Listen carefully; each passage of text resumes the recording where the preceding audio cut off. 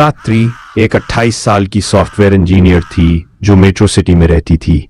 सब कुछ बढ़िया चल रहा था, अच्छी जॉब, अच्छा घर। लेकिन फिर एक दिन एक अजीब मेल आया। तुम्हारी माँ की आखिरी सच्चाई जाननी है तो भानपुरा आ जाओ, हवेली तुम्हारा इंतजार कर रही है। रात्रि चौंक गई। माँ की मौत तो 20 साल पहले हो चुकी थी, लेकिन ये मेल और भेजने वाला कोई अननोन आईडी। बचपन में माँ कभी भानपुरा नाम के किसी गांव की बात करती थी, वहां की हवेली, वहां की शादी, लेकिन कुछ भी साफ नहीं था। और अब अचानक ये मेल। रात्रि ने डिसाइड किया, आई नीड आंसर्स, और जो भी सच्चाई है अब मैं पीछे नहीं हटने वाली। जब रात्रि भानपुरा पहुंची तो गांव सुनसान था, लोगों के चेहरे पर डर था। वो जिस किसी से भी हवेली का पता पूछती, सब मुंह फेर लेते।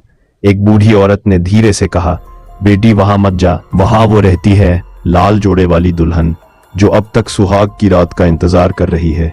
रात्रि ने हंसते हुए जवाब दिया, ghost stories don't scare me aunty. पर दिल में कहीं ना कहीं हल्की सी घबराहट थी। हवेली बहुत पुरानी थी, लेकिन अंदर का सामान वैसा ही रखा था जैसे किसी नई दुल्हन का इंतजार हो।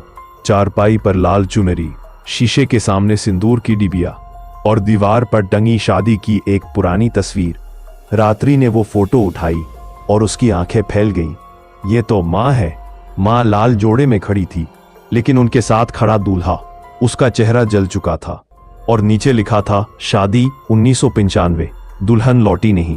जैसे ही रात्रि ने तस्वीर को हाथ लगाया, हवेली की लाइट्स झपकने लगी। पायल की हल्की सी आवाज आई, छन छन।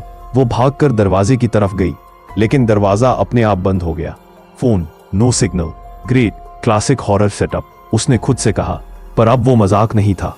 तभी एक कमरा धीरे से खुद ब खुद खुला।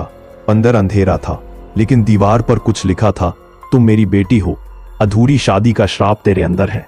रात्रि की सांसें तेज हो गईं। तभी शीशे में उसे एक लाल जोड़े वाली औरत दिखी। चेहरा नहीं, सिर्फ साया। और फिर पिछली सच्चाई सामने आती है। रात के 12 बज चुके थे और तभी हवेली के अंदर गूंजती है वो हंसी। हाँ हाँ हाँ, तू लौट आई है मेरी प्यारी बेटी, अब तू मेरा अधूरा काम पूरा करेगी।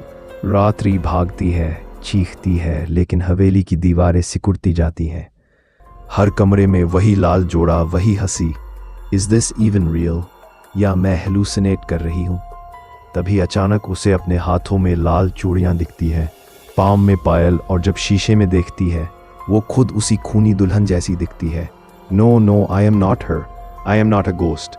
लेकिन दुल्हन की आत्मा कहती है, अब तू मैं है और मैं तू। सुबह गांव वाले हवेली के बाहर खड़े थे और अंदर से एक धीमी आवाज आती है, फेरे पूरे हो गए, अब दुल्हन ससुराल जाएगी।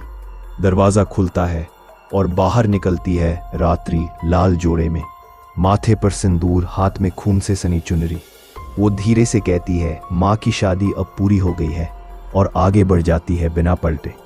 उसके बाद गांव वालों ने कभी रात्रि को वहां नहीं देखा। तो क्या रात्रि अब सच में अपनी माँ की तरह खूनी दुल्हन बन चुकी है, या फिर ये सब एक भ्रम था जो हवेली की दीवारों ने उसके जहन में भर दिया? सवाल बहुत है, लेकिन जवाब शायद सिर्फ हवेली जानती है। अगर आप उस हवेली में होते और सामने खड़ी होती एक खूनी दुल्हन, तो आप क्या करते? कमेंट में जरूर बताएं।